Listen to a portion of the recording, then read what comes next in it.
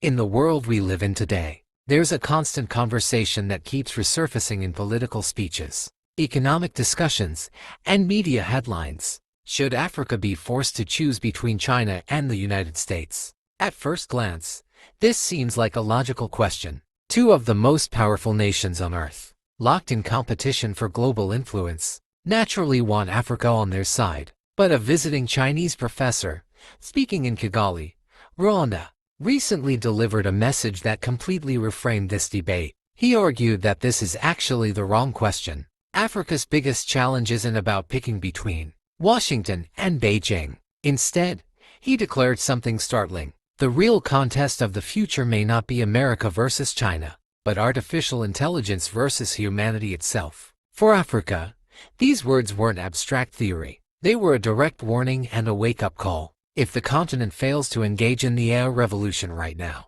it risks being left behind forever. But within that same warning, there was hope. The professor reminded his audience that just as China lifted itself from extreme poverty in the late 1970s to become a global power today, Africa too has the power to transform within a single generation, but only if it avoids false choices, prioritizes development, and demands its rightful place in shaping global affairs. His words weren't diplomatic fluff. They were a roadmap for Africa's survival and rise. When the professor stood before his audience, he didn't waste time sugarcoating his thoughts. He called this moment in history by its real name, the age of artificial intelligence. AI, he explained, is not some distant horizon we can prepare for at leisure. It is already here. It is already reshaping economies, rewriting how industries work, influencing military power, transforming education, and even touching personal lives in ways we barely notice.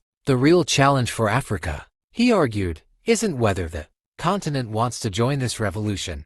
It's whether Africa can afford the cost of being left behind. He described what he called the AI divide, a gap that doesn't just separate nations by wealth, but by raw capability. On one side will be people with advanced tools integrated into daily life, even possibly into their very bodies and brains. And on the other side will be those left relying on outdated methods, and able to keep pace with a new digital world. It will be a divide between companies that can process oceans of data in seconds versus those still shuffling paper records, between governments that wield AI to govern more efficiently versus those overwhelmed by forces they cannot control. And then he said something that landed heavily in the room. The real danger is not that Africa will be colonized again by foreign empires. The danger is that it will be colonized by technology it does not control. Think about that for a moment. We are already in the middle of this AI revolution, and the African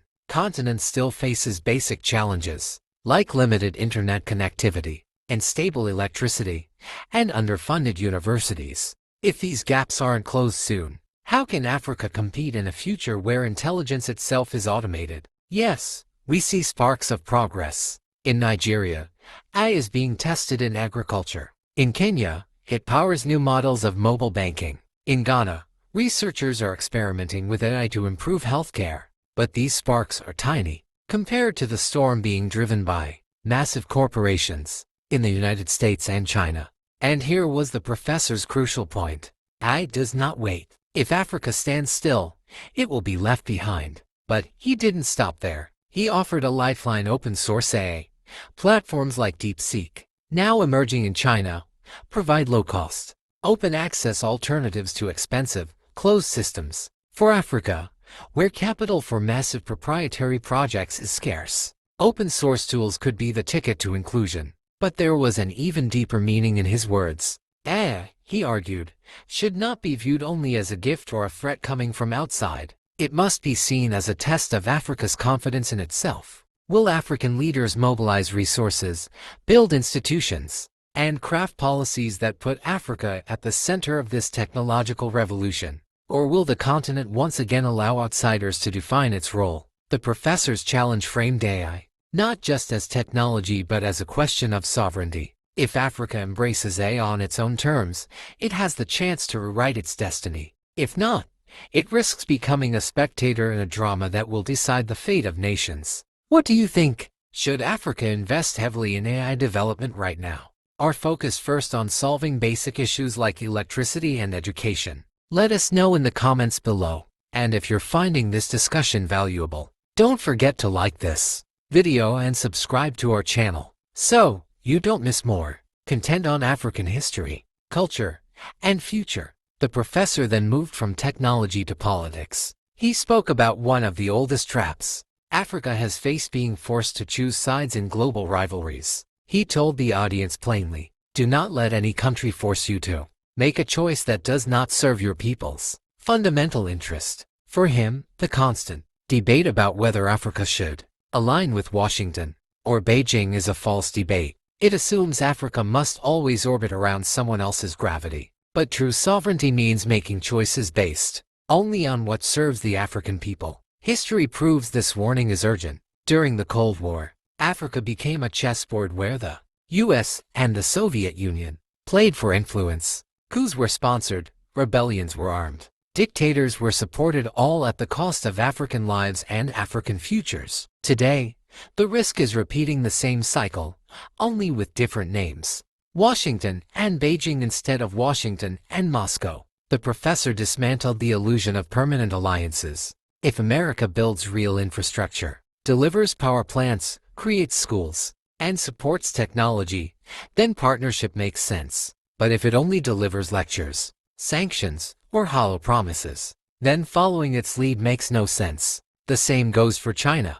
If China builds roads, factories, and railways that create jobs and strengthen Africa's base, engagement is rational. But if it ever strays into exploitation, Africa must be ready to step back. His advice was clear: judge partnerships not by flags, but by deeds. And he urged Africans to use their own brainpower, their own judgment, not to be swayed by pressure or fear. True independence, he reminded them, is not just about ending colonial rule decades ago. It is about breaking free from mental colonization, the belief that Africa cannot decide for itself. Examples across the continent prove this mindset shift is already underway. Ethiopia pushed forward with the Grand Renaissance, damned despite pressure from outside powers. Burkina Faso has rejected military partnerships that failed to provide real security, instead prioritizing partners willing to build both infrastructure and defense. And Ghana has begun investing in local gold refining,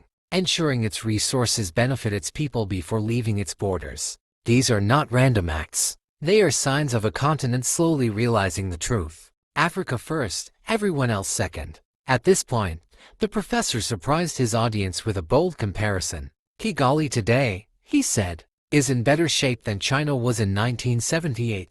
Let that sink in. In 1978, China was one of the poorest nations on earth. Its GDP per capita was among the lowest. Its cities were underdeveloped, infrastructure was weak, and foreign investors had little interest. Yet within a single generation, China transformed itself into the world's manufacturing hub and the second largest economy in the world.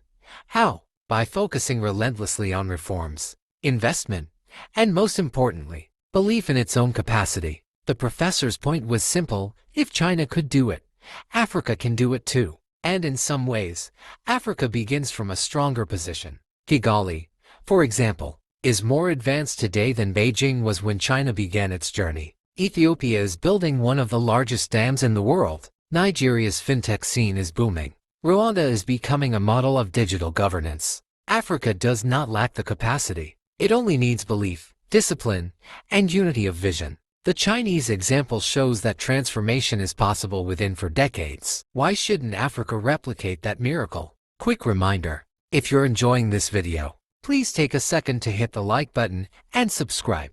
By supporting the channel, you help amplify African voices, stories, and perspectives that mainstream media often ignores. Development as the foundation of security, but belief alone is not enough. Development must be rooted in strong foundations. The professor stressed this truth.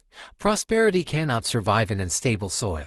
Roads, schools, and factories mean nothing if constant conflict tears them down. Security, he explained, is not something you can import or outsource. It must be built at home through stability, peace, and development. This was one of his sharpest points. Across Africa, billions have been spent on military equipment and foreign partnerships. Yet insecurity persists. Why? Because poverty and underdevelopment remain the real drivers of instability, he outlined 3 pillars every secure nation must stand upon: stability at home, governments that are legitimate and meet people's needs; peace with neighbors because endless border disputes drain resources; and development without jobs and infrastructure. The first 2 pillars will collapse. This flips the usual script. Too often, African leaders see security only in terms of weapons or foreign troops. But the professor warned against this illusion. If someone tells you not to work with others, he implied, yet they themselves won't build your bridges, highways, or power plants, what good are they to you? Security without development is hollow. Rwanda's own history proves this point. After the horrors of 1994, recovery came not only from silencing guns but from building institutions, industries, and hope. Today Rwanda is admired for its stability, not because of foreign troops, but because of its progress in development. This is the model Africa must embrace: security through development, not dependency. Finally, the professor looked beyond Rwanda, beyond Africa, to the global stage. He asked a blunt question: how can a continent of 1.4 billion people, rich in resources and youth, still have no permanent voice in the world's most important decisions? He was talking about the United Nations Security Council. 15 nations shape decisions about war, sanctions, and peacekeeping. Yet Africa, home to nearly a fifth of humanity, has no permanent seat. This, he said, isn't acceptable. Africa must no longer whisper in the corridors while others speak in the chamber. Africa must project its voice. But here's the catch. Africa will not earn that seat through charity. It must earn it through strength by building infrastructure, mastering technology, and uniting politically. Political representation must be matched by technological power. A voice without tools, he said, is only an echo. And that is why his message came full circle. Africa must accelerate into the AI age, judge partners by deeds, build security through development, and then claim its rightful place at the global table. The future is not waiting. The AI revolution will redraw the map of power. Africa has only 2 choices: speak with authority in this new world, or remain silent while others decide its fate. So, what do you think? Should Africa continue being caught between global powers, or should it focus on building its own technological, economic, and political independence? Drop your thoughts in the comments section below. We'd love to hear your perspective. And if you enjoyed this video, make sure to like, share, and subscribe. Hit the notification bell so you don't miss our future uploads. Here, we bring you discussions that mainstream media often avoids: stories of African history, culture, civilization, and the challenges and opportunities of the future. Thanks for watching A Story from African Lights, and until next time, stay tuned.